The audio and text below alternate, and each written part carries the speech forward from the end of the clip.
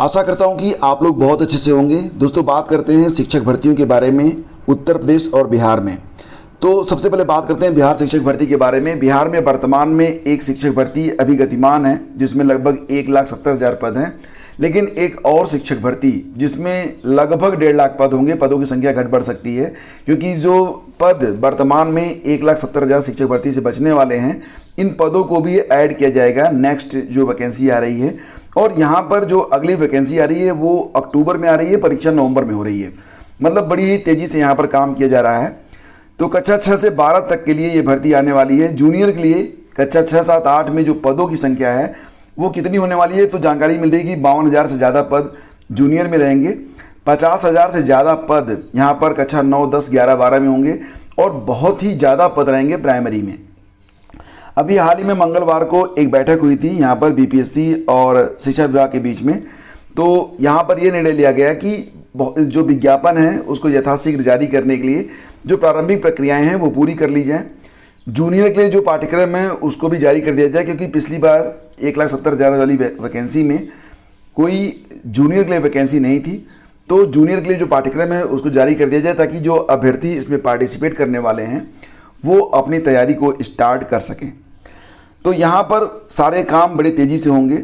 अक्टूबर में वैकेंसी आ रही है, नवंबर में परीक्षा होगी, ठीक है। और एसटीटी का रिजल्ट भी बहुत जल्दी आपको देखने को मिल जाएगा।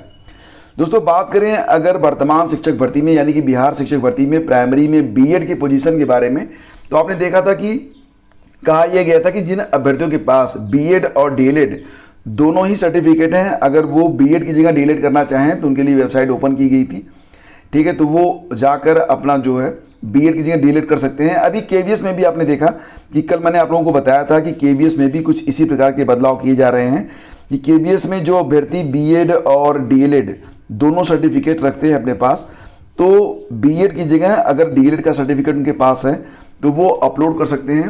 पूरी जानकारी कैसे अपलोड होगा, कब तक लास्ट डेट है, 17 तारीख तक यानी कि 17 सितंबर तक लास्ट डेट दी गई है केवीएस के लिए। तो ये आप लोग कर लीजिएगा। अगर किसी अभ्यर्थी के पास बीएड और डीएलएड दोनों ही सर्टिफिकेट हैं तो प्राइमरी में डीएलएड कर लीजिए, ये ज़्यादा बेहतर रहेगा, क्योंकि बीएड के बारे में अभी तक निर्णय नहीं हो पाया है। तो बिहार लोक सेवा आयोग की ओर से प्राथमिक शिक्षकों की नियुक्ति में जो बीएड डिग्रीधारी हैं उनको इन रखा जाएगा या आउट किया जाएगा, इस पर अभी डिसीजन नहीं लिया गया है। हालांकि बीएड अभ्यर्थियों को राहत मिलेगी या नहीं, ये जानने के लिए अभी आपको इंतजार करना होगा।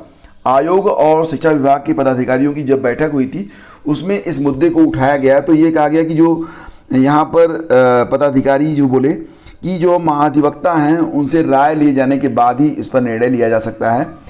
एक लाइन में तो कोई कुछ कह नहीं सकता है। तो आयोग ने साफ कहा है कि शिक्षा विभाग से इस संबंध में परामर्श प्राप्त होने के बाद बीएड के अभ्यर्थियों के रिजल्ट के बारे में विचार किया जाएगा। हालांकि माध्यमिक और उच्च माध्यमिक का रिजल्ट कुछ ही दिनों में आ जाएगा, लेकिन बीएड के लिए अभी थोड़ा सा वेट आपको करना पड़ेगा।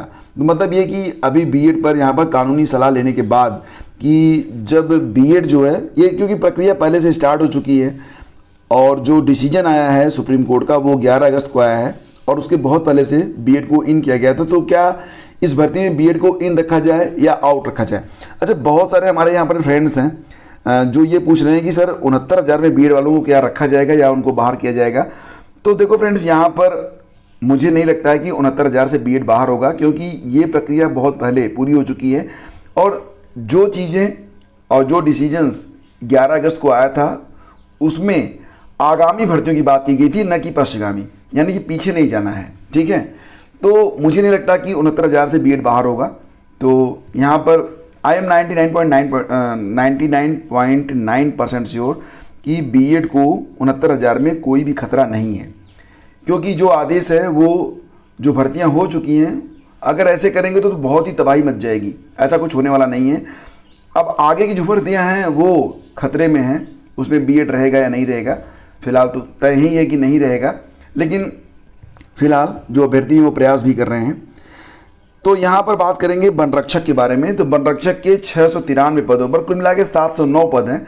तो यहाँ पर जो आवेदन की प्रक्रिया है ये UPSSC की वेबसाइट पर 20 सितंबर से स्टार्ट हो रही है। तो फ्रेंड्स, यहाँ पर कुल मिला के देखा जाए तो 709 पद हैं। इसमें 693 पद वन रक्षक के हैं और वन्य जीव रक्षक के कुल 16 पद हैं। जो आपकी एलिजिबिलिटी है वो इंटरमीडिएट है, लेकिन किसी के पास अगर कोई कंप्यूटर डिप्लोमा है, एनसीसी बी सर्टिफिकेट है, तो इसमें उसको फ़ायदा मिलेगा। सिलेक्शन की जो प्रक्रिया है उसमें बस आपको एक रिटर्न देना है, लेकिन फिजिकल भी होगा, क्योंकि मामला यहाँ पर वन्यजीव रक्षक का है, वन रक्षक का है, तो फिजिकली आपको फिट होना पड़ेगा। इसके बारे में भी एक वीडियो बना के मैंने अपलोड किया है, लिंक में डाल दूंगा वीडियो के डिस्क्रिप्शन में, जाके चेक कर लीजिएगा। उम्र सीमा जो है 18 से 45 साल रखी गई है।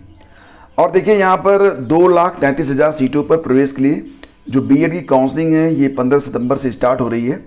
डीएलएड की जो स्टेट रैंक है वो जारी हो चुकी है, और यहाँ पर कैसे कैसे काउंसलिंग होगी, क्या प्रक्रिया होगी, इस पर भी एक वीडियो बना के मैं डाल चुका हूँ। आप लोगों ने नहीं देखा हो और अगर आपको रेलिवेंट है इससे तो आप जाके देख सकते हैं।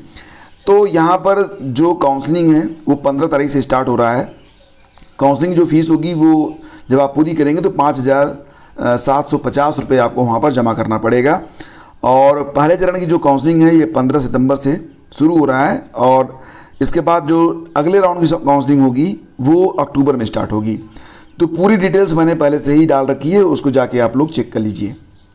और फ्रेंड्स यहाँ पर देखेंगे तो उत्तर प्रदेश अधीनस्थ सेवा चयन आयोग के द्वारा पीटी 2022 के आधार पर जूनियर असिस्टेंट के लिए यहाँ पर विज्ञापन जारी किया गया था, जिस पर आवेदन की जो प्रक्रिया है वो 12 सितंबर से स्टार्ट हो गई है।